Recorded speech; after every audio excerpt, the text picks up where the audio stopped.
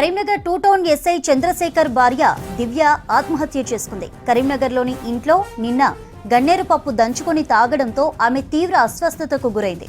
హాస్పిటల్లో చేర్చగా చికిత్స పొందుతూ చనిపోయింది. మృతదేహం కరీంనగర్ జిల్లా హాస్పిటల్కి తరలించారు. చంద్రశేఖర్, దివ్య దంపతులకు 2 కుమారులున్నారు.